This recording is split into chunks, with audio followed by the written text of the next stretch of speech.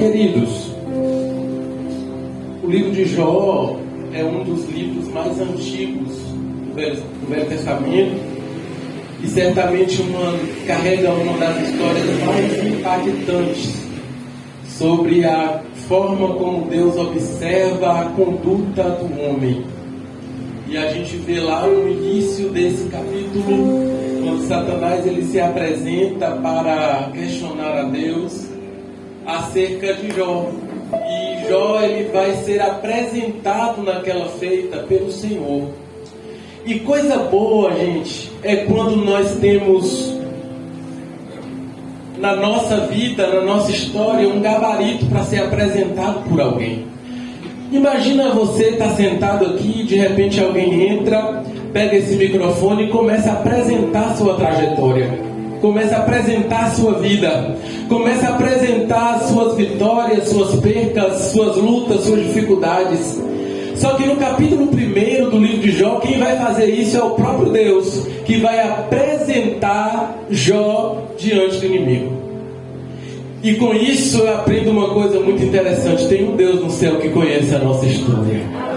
Alguém pode dizer que você chegou de qualquer jeito, alguém pode dizer que você foi empurrado, alguém pode dizer que você não merecia estar onde está, mas eu quero dizer para você, tem um Deus que conhece a tua história e Ele não comete equívocos de maneira nenhuma. Ele conhece cada ponto, cada vírgula, Ele sabe das tuas percas, das tuas dores, das tuas dificuldades, e eu quero te dizer, não há nada, não há momento que passa desapercebido diante desse Deus que conhece a tua história.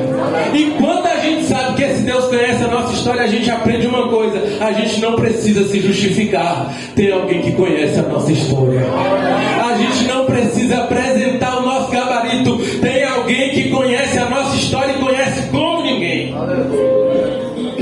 E o inimigo sagaz como ele vai chegar para Deus e dizer assim: eu sei o que é que Jó te agora. E porque ele é esse homem com todo esse gabarito que você apresenta, você está exaltando ele. Me permita tocá-lo. Permita tocar em tudo que ele tem. Então nós saberemos se Jó verdadeiramente serve a ti. Só que Satanás não sabia de uma coisa: tinha alguém forjando a história de um homem que aprendeu a adorar a Deus não pelo que ele tinha, mas pelo que ele era. Satanás não sabia que Deus estava falando de um homem que aprendeu a adorar a Deus não pelos presentes que ele pode entregar, mas por quem ele era. E Deus autoriza um processo, e em todo processo a gente caminha junto. Deus autoriza: Jó, Satanás pode tocar, toque em tudo que você quiser, só não toca na vida.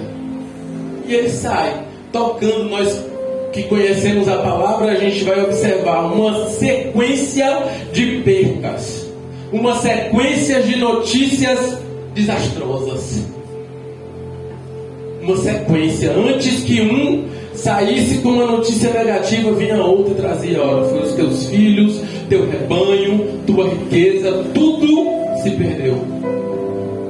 Só que na vida não foi embora todo mundo. Ficaram 3 amigos que, sinceramente, eu vou dizer para vocês, que Deus nos guarde desses amigos.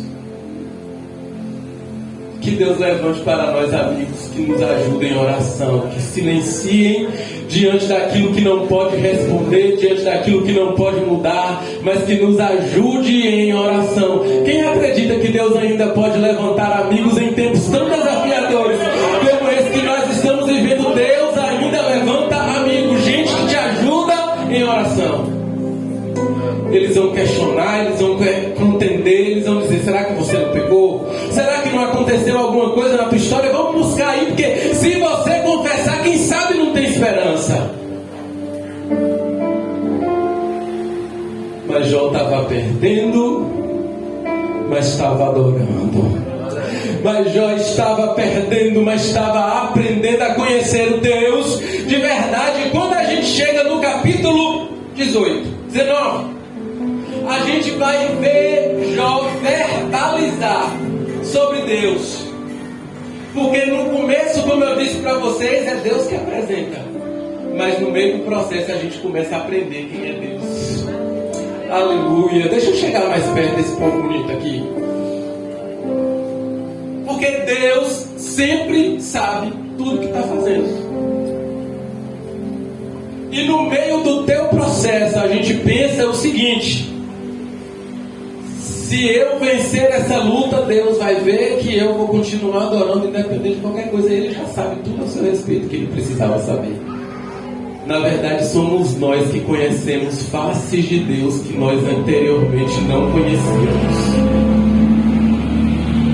Nós vamos perceber dentro do nosso processo características de um Deus que a gente não sabia que existia. E aí ele vai dizer: o meu Redentor é vivo.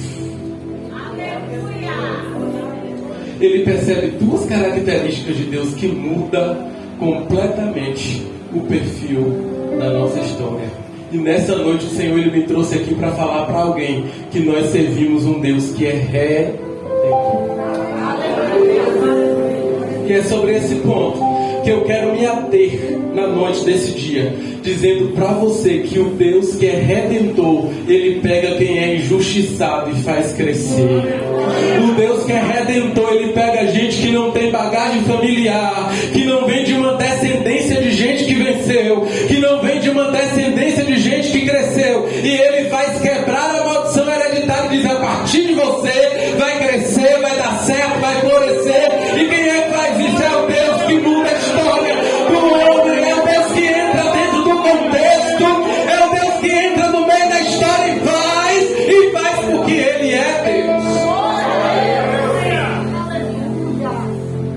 Cutuca alguém que está do teu lado e diz assim: Deus é especialista em ser Redentor. Essa palavra Redentor, ela é originária desde lá do Antigo Testamento. E ela diz: alguém que é parente próximo fará honra a alguém. Alguém que é parente próximo vai ser levantado para ajudar alguém. Não pode ser distante, tem que ser próximo. Aí eu percebo, lá no Antigo Testamento, Esther, uma menina órfã, sem condição nenhuma, sem aparência nenhuma, criada por um tio Mardoqueu que se levanta dentro da sua história como um Redentor.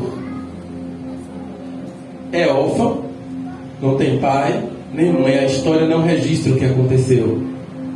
Mas nós sabemos que Deus levantou alguém para ser o conselheiro, o amigo, o ajudador. E por que não falar de Ruth, a mulher que estava perdeu seu esposo, vai voltar para casa junto com sua nora, e Deus levanta um Boaz para ser o Redentor. Eu estou falando nessa noite de um Deus que é especialista, aleluia, de levantar Redentor, para trazer alegria de novo, para trazer graça de novo, para trazer esperança de novo. Porque se entrou alguém aqui dizendo não tem jeito, não tem como, eu estou dizendo para alguém: Deus já está levantando um Redentor no meio da tua história, e alguma coisa vai acontecer.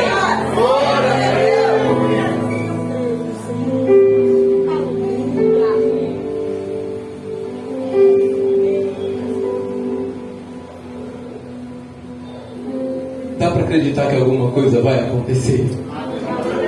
Dá para acreditar que no meio desse contexto de injustiça, de percas,